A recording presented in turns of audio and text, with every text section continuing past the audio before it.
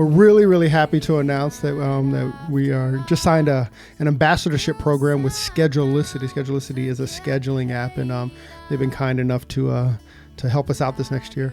Yeah, we met them in LA when we did the Salon Digital Summit, and they really believed in what we were doing and how we were doing it, and so they wanted to know how they can partner up with us to even reach more listeners and give what we give. That's right. So with our partnership with Schedulicity, we will be able to reach more hairdressers, and we'll be able to bring a lot more content and get to a lot more hair shows. So hopefully we can see you guys out there in the hair shows when we're there visiting.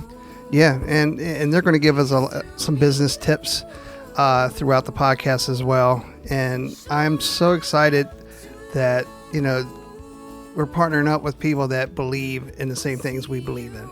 Yeah, no doubt. That's pretty exciting. So anyway, Schedulicity, once again, big shout out to you, and thank you for joining your day off. Silly.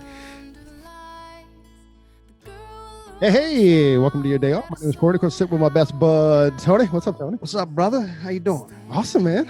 Another great day of podcasting. I know. I'm excited too. Yeah, me too. It's a we've only done one podcast on this subject. You know what I mean? So it's nice to bring another face into this whole mix of the whole conversation. Absolutely. I'm pretty excited about it. Yeah, I mean, she has a great story. She's we're going to get into so many aspects of the wedding industry, right? Yeah, no. And transitions and just different things that's going to just help give, encourage, inspire, and just give people, kind of some guts to do what she does. I love it, man. And she's an entrepreneur, right? 100%. And that's how she approaches her business. And I can't wait to learn from her. And, just her avenue is the wedding biz. Yeah. So I guess enough about me and you. I guess should we get in? Yeah. So today's guest is her Instagram handle is Styles by Renee Marie, and she's got a badass following. Yep. And her game is legit, and a lot like Olivia, like everything is branded. Like when you see this video, you're gonna see that the video that she's got on the computer looks exactly like her Instagram following, or her Instagram, profile page. That's crazy. Should we get in? We should get in, shouldn't we? So, Miss Styles by, I hate that. Yeah. Styles by Renee Marie, or Renee. Hey, how you doing, man? What's going on? Hello. Thank you for having me on today. Yep. Hey, Renee, welcome to your day off. Well, thank you. And this is a great way to spend my day off chatting with you guys. Corey and I have been talking about it. We're pretty excited to get into your story. Yeah. Are you ready? Buckle up. It's a long one. Click. So before we get too deep into it, where are you from? Where did you grow up? I grew up in New York. And I think it's so funny when people say, where are you from? Because when you move a lot, it's like, okay, where's my home base? New York is my home base. That's where I was born and raised. And I moved when I was 23 to Florida. And then from Florida, I moved to Raleigh. Where'd you live? I lived in Boca Raton, Florida. That's the East Coast, right? Boca Raton? Yeah. Okay. On the Atlantic? Yeah. So is Florida where you went to hair school? Did you go to hair school, or did you? I did. So I went to beauty school. I went to cosmetology school during high school. So you were able to go to a trade school during your junior and senior year of high school in New York. And it was all paid for. Pretty awesome. Wow. So I've been in a salon assisting since I was 16. And then from there, you graduate, and I always loved doing event styling. I mean, I went to state finals in beauty school. I really just enjoyed, doing prom hair and all that fun stuff. So I did all of the really fun competitions and stuff, even just being 16, 17, 18 years old. And, you get out of beauty school and you really don't have any direction into that kind of field. It's more like, okay, you're just going to go into a salon and do cut and color And, occasionally you could do the event stuff, if we have someone coming in for prom hair, but it wasn't like, oh, here is a place you could work and just do bridal hair. Like now, at least there's places that are departmentalized, or you can work at a bridal hair salon. I mean, they've evolved, but 14 years ago, that wasn't true. So I went into the salon, and I knew hopping around at different salons that I would one day own my own business, because I am so passionate about what I do. I felt like I couldn't fully embrace that passion with having negativity around me in the salon. So, being in a salon, if I saw a salon owner wasn't, doing the right thing, it would bother me. I would get so emotional about it, because I really genuinely cared about what I did and how I made people feel, and the product I, provided for them. And Renee, so I slowly, when you go ahead. when you thought about your future, did you was your initial thought that it was going to be like a salon business? Like, did you think you were No, going to open a salon, or did you kind of always know that you weren't going to open a salon? I never had the ambition to open my own salon. I liked being able to have control of myself only, and not worry about anyone else. And I liked that I can provide, a certain business standard to people by just being a solo owner. But it just evolved. Like throughout the years, I moved to Florida when I was 23. So this is already a couple of years into the hair industry. I mean, there was even a point where I didn't even do hair. Like, What? there was, yeah. I was bartending. I really wanted to be a singer. I went to acting school. I went to Queens College for theater, and I was just kind of like all over the place. I just knew I wanted to do something creative, and definitely through hair. That's where my passion shine through is Right. creating through hair. All that's arts, right? Theater, singing, hair. Yeah. Did you ever like draw or Oh paint? yeah. It's so funny you said that. This weekend was my birthday, and my daughter and I had a paint night, and we just busted out all the paints we had. I did watercolor, she did acrylic, and it just felt so good to do that. And I posted it actually on my Instagram last night. So How did I miss that? it was late at night. I was like, I'm just going to put this up here and just show people, what, but and I actually have some drawings, if you really go down on my Instagram, of when I severed the finger, my right index finger. I severed the tendon and I couldn't work. Oh, And it was, God, Cutting. do you see this? It was because of this, a mason jar.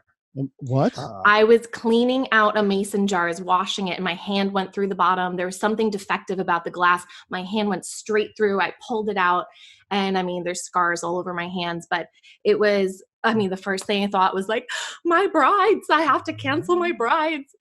And thank God I got the best hand surgeon around, because that day, actually, there was a news crew outside the hospital, and the surgeon comes in and he's like, oh, this is nothing. I got to deal with the guy's shark bite. His leg got a chunk taken out of it, and it was a shark bite in Deerfield Beach.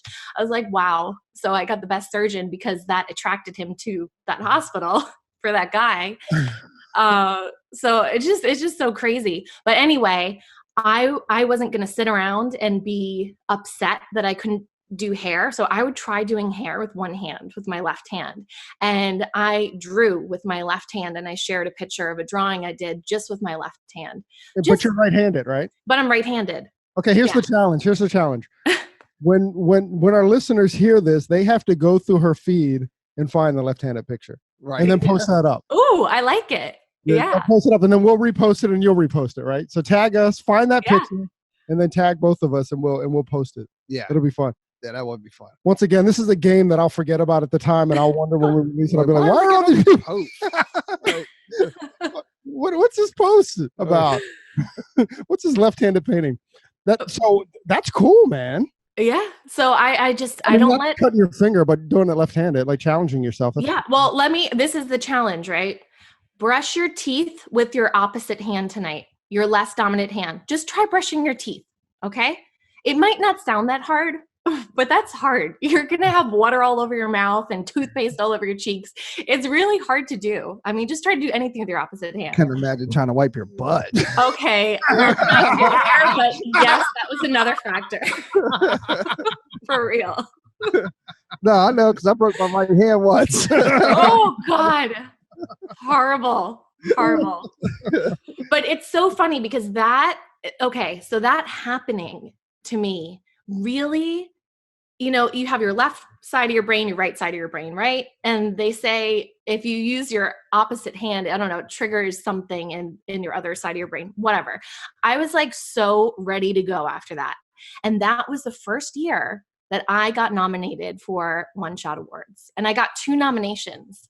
Wow. And that was in 2016, 17, 18. Yeah, it's been 3 years in a row. So that was my first nomination for styling and for braids. That's awesome. And it just was like, oh man, this is like what brings that like passion out even more is going through these difficult times and realizing what the hell would I do without it? Like, what would I be doing? Right. That's insane. Pretty inspiring, really. It really is, because you didn't allow that to hinder you or slow you down at all. No, I mean, quite the opposite. I think it sounds like she felt empowered by it. Yeah, right. It fueled her. Yeah, it's pretty cool. Yeah, it's crazy. So I guess you just mentioned you were the last 3 years, what, 16, 17, 18, you were nominated by the One Shot? Yes. Yeah. And it was just so cool. And I mean, the connections I've made with people through that, I mean, you just become more like family with people in the industry through that, because it's such a wonderful thing you're sharing with them. And they know how special it is because they're in it with you, right?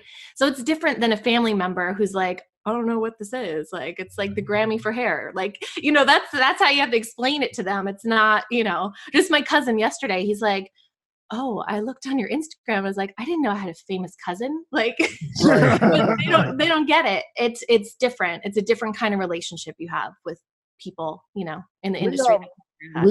We to bring it to us a little bit, we run into that same problem, right? Like people are like people that aren't in the industry, and we talk about what the podcast is about, and it's really hard to explain to somebody that's not in the industry, Yeah. Okay. It's like, yeah, we got to talk to Trevor Sorby. They're like, who? And I'm like, so for us, it's like the grandest thing ever, Yeah. And then I'm like, just go listen to it. You don't know, exactly. Or just go look. Just go to my Instagram page. Like, exactly. Yeah. But anyway, through transitioning, so from New York, being so young and being in cosmetology school, working in salons, I moved to Florida and totally had to transition everything, right? So I long story, man. I'm going to fast forward a little bit. But anyway, I would work. This is just the kind of drive I have. I just want to share really quick is I had to cocktail serve in a casino and work a graveyard shift because I had my daughter. So her dad had to work during the day. So I literally got 2 hours of sleep from 8 p.m. to 10 p.m. every night for a year and a half. What? Wow. Yeah. I was, and on top of that, on my days off, I would take girls from work and be like, hey, I do hair. And I would be the kitchen hairstylist at home doing cut and colors because I had to be home with my daughter, and it was a situation I was in, which we're not together anymore. And now I have my soulmate and we moved up here to North Carolina. It's just, that was the situation I was in. And then I had this like idea one day. I'm like, what do I really love to do? And I really enjoyed styling. So I started working for a blow dry bar. And through there, I met this PR girl who's now my friend, and they wanted me to do a YouTube video on blow drying hair. So I was like, all right, I'll do it. And she's like, you're so good in front of the camera. You have to do this. And I'm like, okay. And it's people like this who inspire you to find like who you really are and what your greatest qualities are. And then it's your choice to really be receptive to what people have to say about you and what they see as great qualities in you and go with that. And that is the biggest thing that I've learned in growing into having my own business, is to just be receptive to those around you who think you're freaking awesome, because we're our own worst critics, right? So we can be like, oh, no, I freaking suck at, organizing, like, or whatever. Like, you have to find what you're good at and perfect that. I think So Gary that's, Vee says, double down on what you're great at. Right. yeah. Don't try to be better at what you're worse at. Just double down at what you're great at. That's just that little bit. I'm thinking here, like, man, I'm getting kind of pumped. I am too. I got the chills a little bit. Yeah. Ready to roll. Woo. Right. So, were you in Florida at that time when Yes. you? So when I was like, all right, so I got this, and I wasn't happy at the blow dry bar I was at. So I was like, I got to get out of here. And, my friend now, who is a PR girl, she's like, just do it. You're freaking awesome. You can do it. And that was the scariest moment when I quit that job. And I was like, I'm going to just do cut and color from home or styling or whatever. I'm going to do this on my own.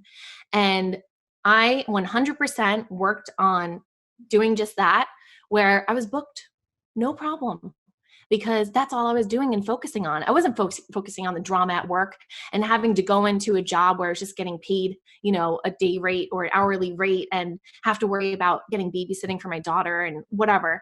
I was just fully focused on, getting, providing and getting that the way I wanted, which is to be my own boss. Mm-hmm. And through that, I was like, what do I really love? Bridal hair. Hello. I'm in like the biggest bridal hair, like everyone's attracted to go to Florida to get married. I mean, from all over. It's the biggest destination place to get married. There's weddings during the week, like all the time. So I looked on Wedding Wire and The Knot. I looked up the top rated vendors in the area, and I messaged them. I sent an email, a duplicate email to everyone, Right. And I said, listen, I'm starting, in the bridal hair industry down here, take a look at my work, and I would love to connect with you. And, from there, just built those just built that bridal network and those relationships with people in the industry, and just grew from there. So it clearly wasn't that easy. So when you sent out those emails and stuff, were like what was the turnaround on that? What were you accepted immediately? No. So what happened was I think a planner got back to me, one of the day of coordinators, and she said, hey, check out this makeup artist. She gets a lot of weddings or whatever. So I worked for her for a while, and it was fine. I mean, she took a cutout because I was working for someone. So she took a percentage out, which I thought was a little high, but at the time I was new to the business. I was like, whatever, it's work is work.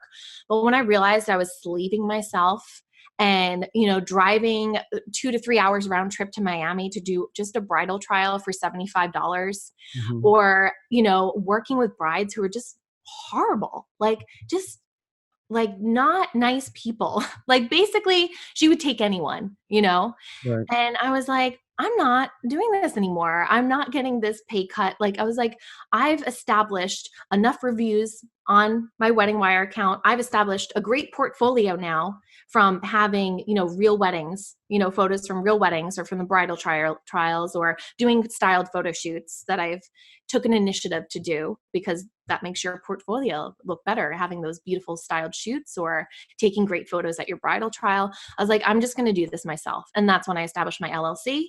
And that's when I started. So, have you always had the knack to style hair? I mean, how did you become so great at styling hair? Well, my first type of styling was doing cornrows. I did braiding. Oh, wow. And I did it for like all the girls on the basketball team, or like, I played sports when I was younger, and I don't know, I was just naturally good at it. This was before I even started beauty school. I just taught myself. I was very good at looking at something and being able to just do it. So jack of all trades. That's why I was kind of lost for a little bit and finding direction in what I wanted to do, because I'm like, ooh, I could be good at this. Ooh, I could be good at this, and just kind of wavering in and out. And I really wanted to be a singer and actress. And my parents are like, well, if you're not going to go to college, you need a backup plan. So I was like, whatever, I'll just do hair school. So I did hair school, and I was like, oh my God, I could translate my art into doing hair and doing those fun competitions and making a flower out of hair, or like, doing avant-garde stuff. And it just, by experiencing that made me realize I could take my creativity and apply it to something else. And like I said, I did end up going to college for theater, but then soon after I was like, this freaking sucks. Like, I don't like, this is hard. And, hair was so much, it was there. Like, I had my license already. It was easier. It was the easier route. And I love doing it. So being creative. I mean, you just had the knack, being able to look at something and creating it. Some people just have that natural talent to be able to recreate it on a head. I do not have that. But yeah, so having my own bridal styling business, one girl one day that was assisting, she's like, how'd you do that? I'm like, what are you talking about? How did I put this bobby pin in her hair? Like, what are you talking? Like, I just didn't get it, because the things that came more naturally to me, I had to have that person tell me, that's freaking awesome. Like, I can't just whip up a style in 30 minutes and do that. And I was receptive to her, right? Saying, listen, you can teach that. Like, I want to learn from you. I was like, I can teach that. And this was the time where, independent education was just emerging. This was about 4 years ago. And, Stephanie Brinkerhoff was, that girl. She had her, education going on, and Mustafa at the time. And I remember reading a Behind the Chair article with Stephanie and Mustafa, and it said how to become an independent educator. And I put that on my vision board. And I am teaching a class with Stephanie Brinkerhoff this April. Wow. And I have a potential. Yeah. Awesome. So like, hello, that was my vision. That was my vision, to become an educator. And I mean, I have goosebumps talking about it right now. Stephanie asked me, she messaged me and said, I need to teach a class with you. And I was like, okay, let me calm down. Let me not get all like flustered and be like, oh my God, you're my hair idol. Yes. And I totally was freaking out inside. And it just shows you, like, if you just have that like clear line vision and do everything surrounding it to help boost you with that vision, it's going to happen. So when she was like, oh, you could teach this, I had my first class. Kenra was my first sponsor for my class and provided products, because I used Kenra products and I would promote them on my Instagram because I just love them. Like, I genuinely love their products. So when I asked them, of course they said yes, because they knew I loved to use their products and saw my portfolio on my Instagram. So it was just a nice way of it's evolving. So this is why I think sometimes I get really kind of frustrated, and I don't get too upset about it, because they don't know any better, right? Someone asked me a general question, like, how did you end up booking so many weddings? Or how did you get, someone to sponsor your class or whatever? There's no one sentence answer for that. It is everything collectively together that I've done in years of experience and learning and building that foundation up to get to where I am now. It's like asking an actor, how did you become famous? Or how did you get on that show? Like, there's no like one answer. It is an evolution. Well, I think the conversation, and we've had the conversation a couple of times on the podcast now, is that, everybody kind of sees not the end as in the end of the road, but they kind of see wherever you are, that's the end, right? So, or that's the current, right? So everybody sees the current, but what they don't see is the work leading up to that. They don't see the millions of hours of that's spent like fiddling with bobby pins, the hustle on the grind, on the grind, right? Exactly. And here's a little secret: that shit never ends. No way. The hustle and grind only gets the more the current. It only exasperates the hustle and the grind. Yeah. There is no, and that's how you say. But I don't think it's anything you need to be frustrated with. I think you just have to have the conversation that's what it is. It's the hustle and the grind. It is everything that I've done. It's not what I've done. It's everything that I've done. But and that's so true. And I don't get frustrated. It's just like, I get frustrated with like, I don't know how to answer you. Like other than it took time and practice and learning. And you knew exactly where you wanted to go. That's right. it too. Yeah. Solo focused, right? Yeah. Yeah. 100%. Well, once I figured it out, I mean, it took a couple of years. Couple of years. Hey, I got news for you. I'm still searching. It's like, who knows, Oh, so true. So, so true. we're still in Florida, right? So now here you Oh, are. yeah. So in Florida, and that was it. So I had my bridal business, and then I started doing the education classes, and I kept doing the competitions like behind the chair, and I love that contest. It just sparked my creativity even more doing that. And Modern Salon, I would get in on their contests and stuff, and now I'm their Artist Connective member, and I was on Modern 100 this past year. Congratulations. And thank you so much. But that shows you it's building foundation, right? Building these relationships with people. And, that just gets you more elevated. So in Florida, I was doing education. I was making hair videos to provide for my audience. I was doing cut and color during the week. I was doing bridal styling on the weekend. I was burnt out. And when I knew we were moving to North Carolina in June, I said, listen, I told myself, I am not going to be burnt out being in all these different directions like I've been for so long. I'm going to focus on the one thing that I know I'm good at and that I know I enjoy the most, which is education. So I said, I don't care if, a bride asked me to, like a million brides asked me to do a wedding. I'm going to say no until I have established my bridal hair education classes. Then I'll trickle a couple in because I still got to keep my game in there, the bridal industry, right? And, keep doing that. But I really wanted to just focus on education. So that's what we did. We moved in June, and we got here mid-June, and then boom, another thing happens, and my brother passed away. Literally a week after we moved here, had to go up to New York, and it was just such a hard time, transitioning from the state and then dealing with that, and just such a hard month. And I had to cancel one of my education classes in Utah. And it was just like, what the hell, man? This is crazy. And then I, rescheduled my Utah class, and it ended up being fine. And, I was like, what the hell? I'm transitioning my life right now. And now this happens. But I have to say, losing him has given me this drive, just like slicing my finger, has given me this drive in wanting to help people even more, because he passed away from suicide. And that was the hardest thing to share with people on social media, because it has such a stigma. And people understand that there is something internally within them that is wrong. There's some kind of mental illness, which his was OCD. And he lived with that.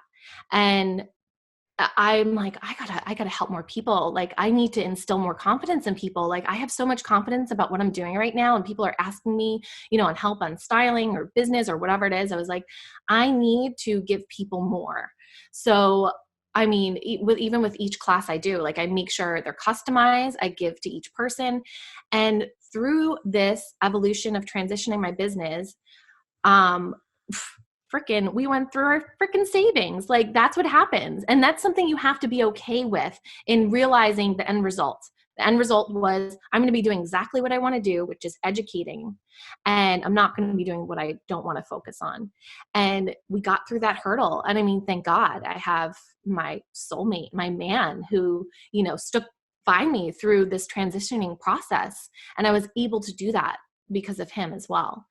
And I wanted, like I said, to give more. So I was like, I have to do something that's going to make a big difference. So Bridal Beauty Confidence evolved, which I created to help others on a different level. It's not just teaching them hairstyling. It's teaching them how to start a good, solid foundation to owning their own successful bridal business. It's awareness of themselves. So there's some mindset things in there. So it's really everything that builds that foundation to be happy with yourself, and then in turn be able to provide, a service to others that is quite demanding, because the bridal industry it's not for everyone. You have to really cut out to do that. And you have to have a certain personality. And I mean, there's psychological things that go into being a bridal hairstylist. Like, you got to be in it to win it. You got to really have that personality. And if you're not aware of that in the beginning, you're just going to be miserable. If you're not aware of establishing boundaries with certain brides, you're going to be unhappy. So these are all the things I go over in my course. And I really hope that at the end of the course, people feel confident with themselves and sticking to what they want and realizing what they're good at and just honing in on that. Okay, so let's. I mean, I kind of want to touch on a couple of things that you did. First off, I mean, certainly I'll speak for Tony and I, and just our condolences to you and your whole family, because I can't even. I don't even have questions for that, because I can't. It's just beyond what I can even imagine. Yeah. So you were talking about like establishing boundaries and stuff. Like, what's your takeaway with that? First off, how do you know? Well, where do we start with that? Like, how do you establish those boundaries? I figured this out through experience, right? Through working for someone else who would just take anybody, for working for myself that would let them step over the boundaries, right?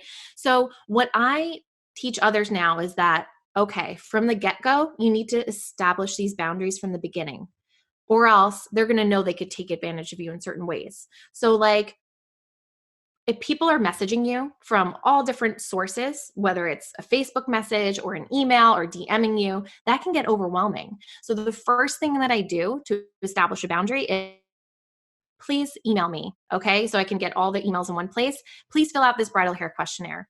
That way there's no emails going back and forth like crazy, or on different, areas of where you're taking their messaging. This is it. You're going to fill this questionnaire out. I'll have all of your information, and then we'll go from there. And this is on your website? This is actually, I send them the link for it. Okay. So they'll inquire with me. Then I'll say, please, I'll first of all see if I'm available, because then why am I going to have them fill it out if I'm not available? Right. And then they fill it out.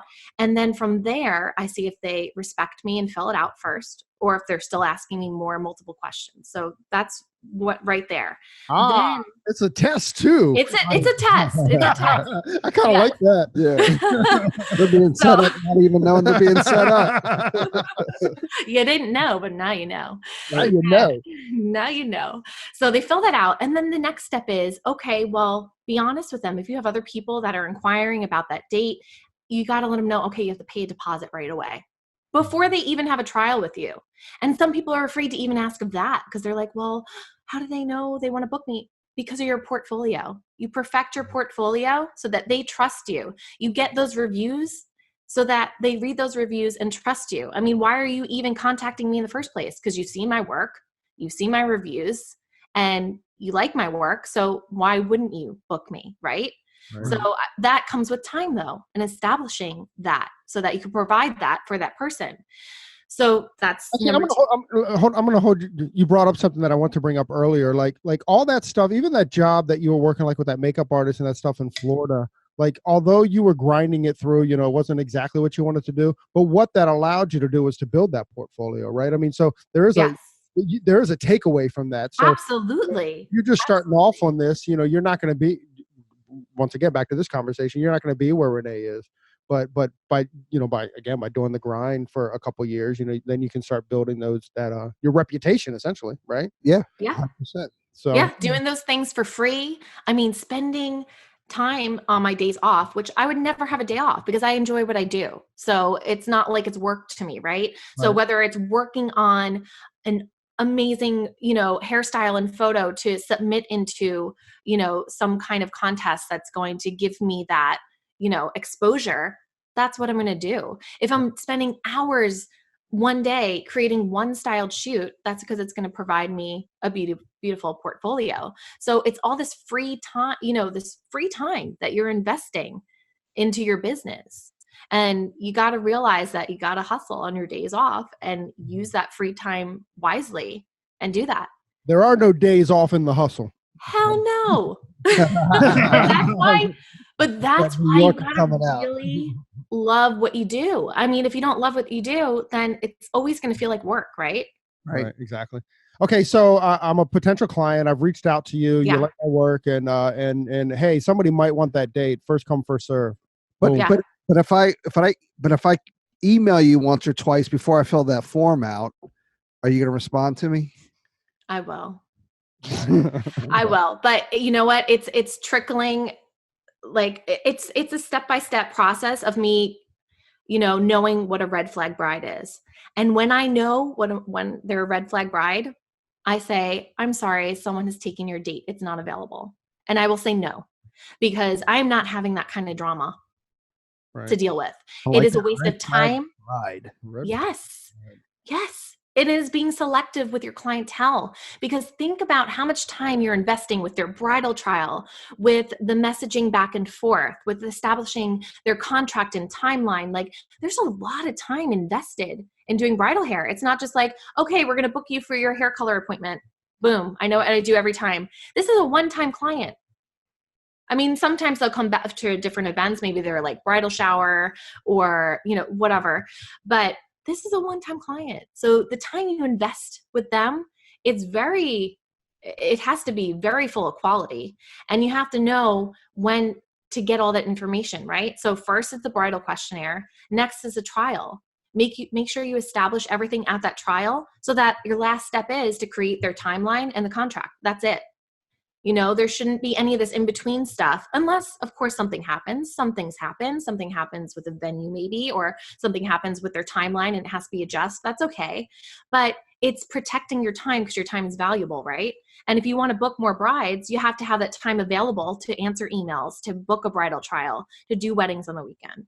So you just have to be clear on what time you're going to answer your emails, on sending out that questionnaire right away, on collecting that deposit and having them respect you for that, and on collecting payment prior to services. I mean, that's another thing with boundaries.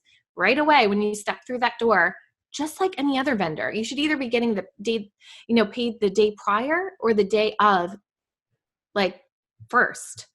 They pay every other vendor first, so why can't they pay you first? And that's what you need to demand, that respect initially, so that the bride knows, oh, you're just like any other vendor. If you don't treat yourself like you're any other vendor, they're just going to think that, oh, whatever, she's just a hairstylist. No, I'm the most important person on that day, because you want to feel good about yourself, right? You want to look good. You're going to see his pictures. If your hair is all looking crazy, like, you're not going to like them. So you got to check yourself. And that's it. It's just establishing those boundaries from the beginning and knowing your self-worth, right? So getting that confidence to know, this is what I'm going to charge. I'm going to charge extra for this, and I'm going to collect a deposit prior. And, I'm going to say no to a bride if she's not my type. Like, it's okay to say no. It's okay to be selective. So what percentage is the deposit? I just do a flat rate. I just do a flat rate of 100 for a deposit that locks in their date. That's not bad either. No. And it's applied to their final balance. It's not like they're losing anything. I mean, it's, deposit's a deposit. Do it. That's right. Do it. Yeah. I love that, man.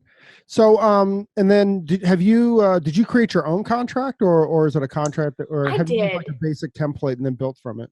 You know what? I did that. I just researched other people's contracts and then, Googled a couple, whatever, made it my own. And this is where it comes in with, attracting the right clientele, right? Just like you attract your mate, attract your friends, you're attracting your clientele, okay? And they like you for you, and you're going to like them for them, right? So my contract is not this like 4-page thing. It is 1 page. It's 1 page, and it's very clear. And basically it's, if someone cancels, in the bridal party, you got to fill in their spot, because whatever you're signing, and I'm booking you for this time allotted that day for this many people, you have to pay that amount. You could add people on, but you can't deduct off, right? But it is not this like intense thing. And then I send them hair prep too. Okay, they have to be prepped a certain way. And if they're not, I'm going to charge extra for having to blow dry their hair or whatever. But simple guidelines for them, right? Nothing too crazy where they're just going to not really read it over or care. And then they're going to do the opposite of what you want, right? Just be clear on the things that really matter. And you'll find out if they're going to respect you or not by all the other things that are involved with the booking process. So as say I was taking your course, do I get to actually see your contract that you offer to your client? Yep. I share how to make a bridal hair questionnaire, my contract, my hair prep guidelines. I mean, and these are all just things that I came up with on my own and what works for me, right? So I know that I could be selective with my clientele. So I know I don't have to have a super long contract. That's me. If someone else wants to put in, oh, I'm going to charge you an extra $20 for being 15 minutes late, that's up to you. That's your choice. This is what I did and what works for me. And you can go along and add in whatever you want. I have a feeling like fear plays a big role into accepting everybody, right? Yes. And do you help people overcome their fear or overcome that sense of, if I don't take everybody, then tomorrow I'm going to starve, or you know what I mean? Yeah. I mean, and it's go ahead. It starts with confidence, right? So the three things: confidence, consistency, and standing out amongst the competition, right? And in the end, you're your only competition. So first, you have to establish that confidence in order for you to get to that point and realize that. You can't, compare yourself to other people. You can only compare yourself to yourself. You can look at other people and aspire to be like them and use them as inspiration. But in the end, people are coming to you because they like you and your personality. So what I provide for someone is different than what someone else will provide. Anyone knows that's had a wedding with me, that I've done their hair, I sing the whole time, okay? I used to want to be a singer. That's what I do. I set a fun environment. I put on good music, and I just get the party started. What's your go-to song? Oh, man. I mean, Christina Aguilera or Alicia Keys. I mean, what's your go-to Christina song? Ooh, Ain't No Other Man. All right, so we're going to play that at the end of the podcast. Yes. Can we get you to sing a little bit for us at the end of the podcast? Oh, love it. Excited. I mean, I was going to go for the acapella, but all right, so we have confidence. Yes. So you help them kind of discover their confidence in your course. Yes. And it's just realizing who their own personality is. So that comes with branding, right? Your brand is your personality. It's your likes. It's what you know that you're good, what you're good at, and perfecting those things. That's your brand. People are going to like me for me, as a friend or whatever, as an educator, because I teach differently than another educator. So that's another thing. When I'm teaching, I'm like, oh my God, am I not going to get booked? Like, I was scared in the beginning. I'm like, am I providing the right things for people, like compared to others? And you know what I do? I get feedback from all of my girls after. I said, what did you like about this class? What didn't you like about this class? No boys allowed? No boys allowed? No, there's boys allowed. I've had boy students. Yeah. So do you send out a questionnaire, or is it just or at the end of the class do you do like a paper questionnaire, or do you send out You know what? I'm working on that. I was thinking about sending like an email out with like a little survey. But I mean, that's how I created my Bridal Beauty Confidence group. I sent out surveys asking, what are your roadblocks with, starting your own business? What do you want to learn with styling hair? And had really detailed questions for each one. And that's how I created it, just by giving the people what they asked for. Well, let's go back to that. So so what was the majority of the roadblocks or fear? Fear. I mean, when I first started out doing videos, right? I was like, oh, well, I don't have the right camera, or I don't have the right backdrop, or I don't know where I'm going to find hair model. Whatever excuse I can make, I made it. Until one day I was just like, I'm freaking going on Amazon and buying these, $100 lights, or, I'm going to get the right camera and just get one that's a cheaper one that I can, that's secondhand, and I just did it, and I just started it. So just start. Like, it's just the fear and the excuses that you build up. And I mean, it could be from past experiences too, where you're like, oh, this happened in the past and maybe it's going to happen again. And, it's just getting that momentum of having that confidence and just doing it. Is right. Yeah. I think we've all experienced some type of fear that allowed it to hold us back, and just doing what she said, just confront it and do But it. it's finding it. And that's what the group is about. I mean, I just sent them this mindset questionnaire, and the responses I got were so deep. And I was like, this is what it's about. Like, I want to get in deep so we could figure out why you're not able to book brides, why your portfolio is not as good as you want, what's limiting you from being the best version of yourself. Mm. Because that's what it comes down to. I want a copy of that mindset question. I'll send it to you after an email. Yeah, I'm going to hold you on that. Yeah. So I mean, let's talk about it. You've had your education company now since June, so not even a year yet. Yeah, I mean, I've been teaching for 3 to 4 years now, right? But totally invested in it and not doing anything else but that since June. So you're all in since June. All in since June. And I mean, within that time, I have 12 classes lined up for 2019. I launched my Bridal Beauty Confidence 6-week course. And I've been doing one-on-one sessions. I mean, just like this, like, you know, people from Scotland taking my class, you know, just live stream. And it's so cool, like, to be able to reach people from all over and to help so many people. That is so wonderful. I mean, you know, I don't know, maybe people get tired of us saying what we say, but, you know, I just love people who just, I mean, she's just given everything to our industry, right? Nothing but to our industry. You know, she's not even taking clients anymore. She's just 100% taking care of our industry. Love that. These are our people. That's right. These are our people here. Hey, so in your bridal consulting business, or, you know, what you're doing over Skype and stuff, you're not actually doing hair. Is it more just like sit down and like let's attack your business, or are you doing bridal hair techniques as well? It's bridal hair techniques. You know, people want to know how to create beautiful bridal hair. That is like their thing. I mean, that's why you're not booking brides, maybe because your work isn't as polished as it should be. So everyone's looking for that. But I try to let them know, like, listen, this one-on-one education is like the best thing, because then I can see what you're doing as you're working on it, you know, during this process, and then I can show you.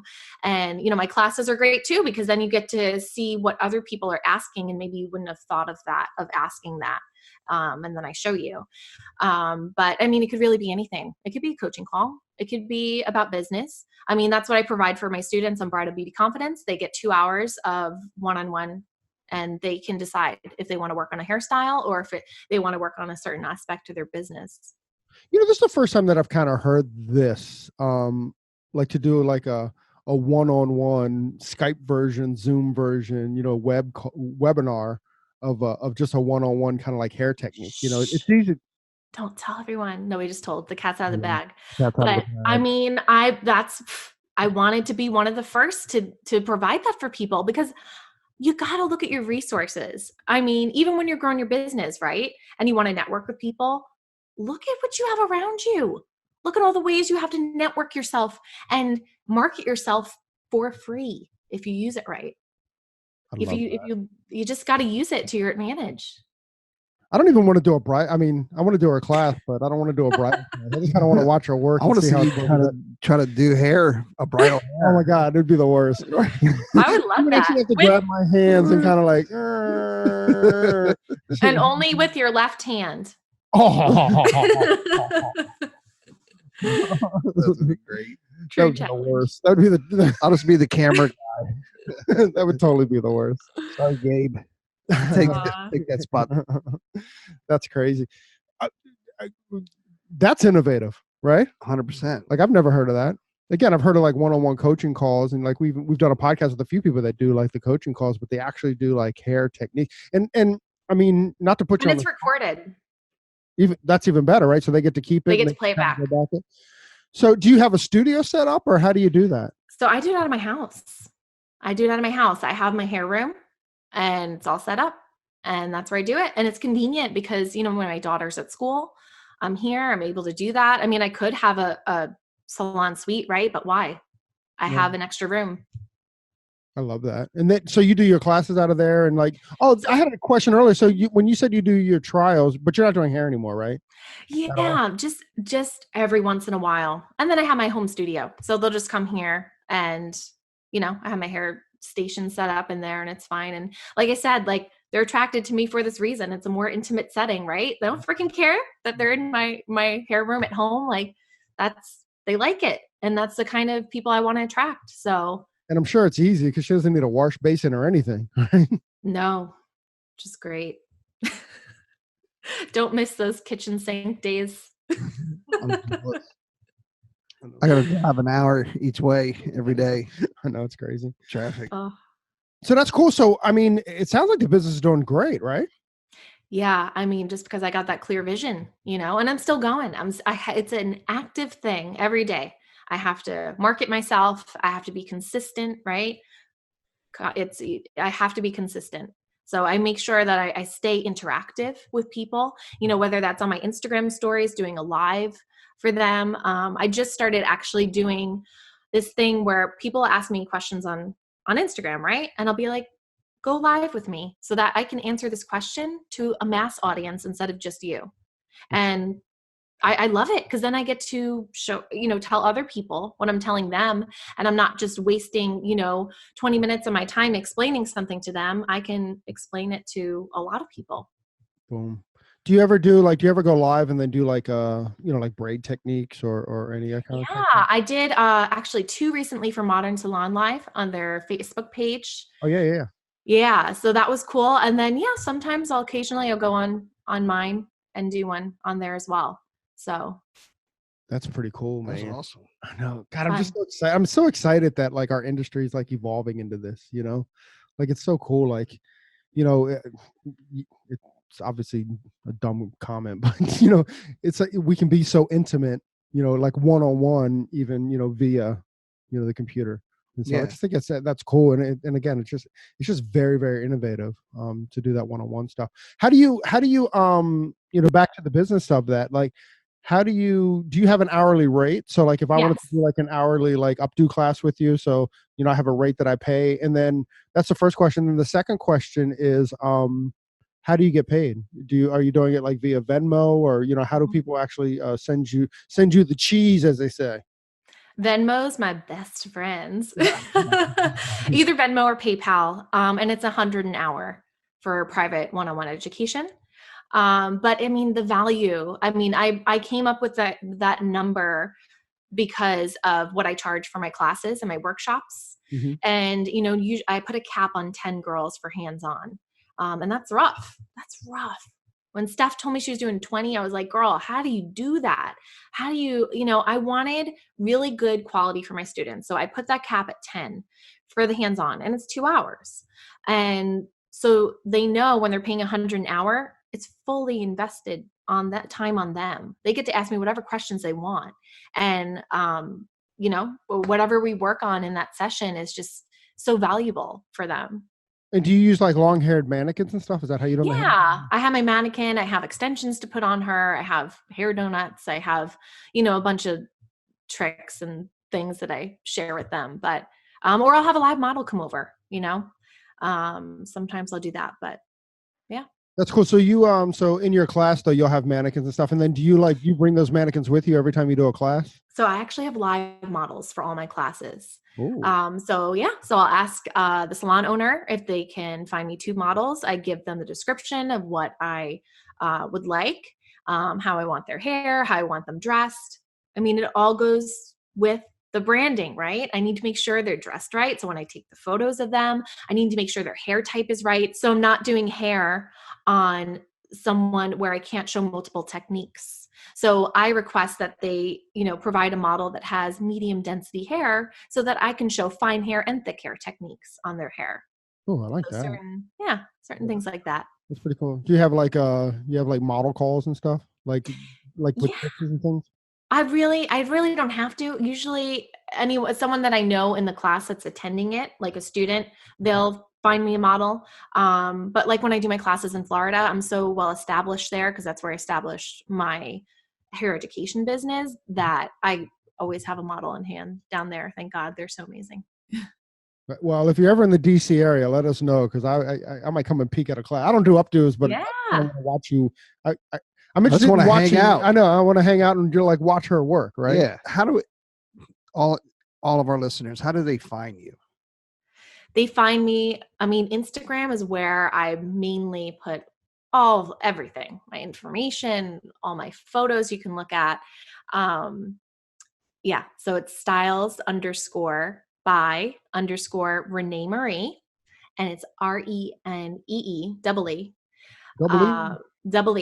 Because if it's just one E, then that's actually the male's version of the name. Oh, I didn't know that. Yeah. So I don't know why Renee Zellweger has it spelled like a male. Because she can, I guess. Yeah. Right. Yep. I asked my buddy Kelly, why does he has his name smell like a girl? But he's because I can't. Because I can. All right. Because I can. That's right. But I have a website too, which is stylesbyreneemarie.com. But yeah, majority of my stuff is on my Instagram for sure. I make the joke that I live on Instagram. I visit Facebook. True. Same here. Are you on any of those like forum sites and stuff, like the Updo pages and stuff? Yes, I'm on probably 15 of them. But again, way to network, right? And be connected with people. So I like that. We just because we're working with Blush and Mane and with Updo Guru. I've been spending a little bit more time on the actual Updo pages, and I'm like, it's pretty cool because like I'm seeing stuff like, hey, are there any hairstylists in we'll use their Jacksonville that can help me out with this wedding? I just thought it was pretty cool how it's just like this real organic kind of networking. I thought that was pretty cool. I'd never seen that. You're never going to get like, hey, is there anybody that can help me with a highlight? From another hairstylist. Yeah, it's true. All right, cool. So they can find you on Instagram and they can find you on your website and if you know what the time it is? I was going to say, yeah. You know what time it is. I don't like that laugh.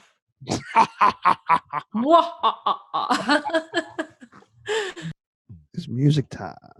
Ooh. Oh, it's music. Oh, it's music time. Oh, I see it. I see. Okay. I may have to push my microphone back a little bit. Oh, snap. I'm like stuck to the mic. You want us to put a little instrumental in the background for you? You're doing the instrumental? I can't even sing along with her? No, you can sing with her. Woo! Okay, good.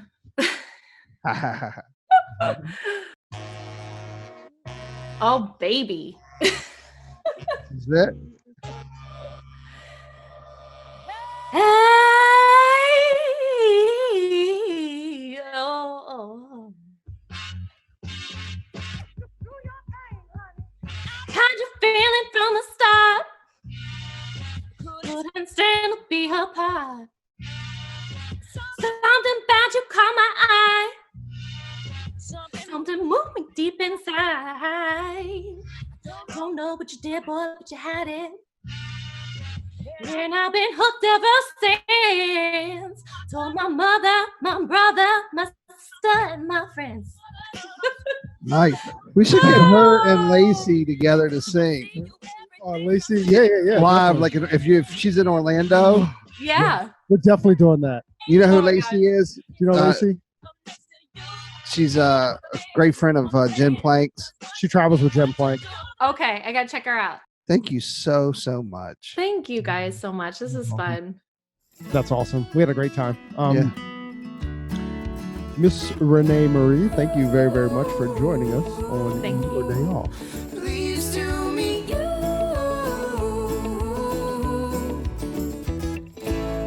Hey, so there it is. Hey, this is a message that we've been trying to bring, I don't know, for the last couple of months, actually since we started the podcast. Hey, so if you like the podcast or if you find that it's useful, please leave us a review, a 5-star review on iTunes. Leave us a rating and a review. But if you don't like it, forget about it. Yeah, totally forget about this message. We also want to thank Sarah and Blaine from Pretty Gritty. Sarah and Blaine, they are a band out of Portland, Oregon, and we just want to thank them very much for allowing us to use their song, Pleased to Meet You, on our podcast. That's cool. I think you can find their music on iTunes. Peace and hair grease.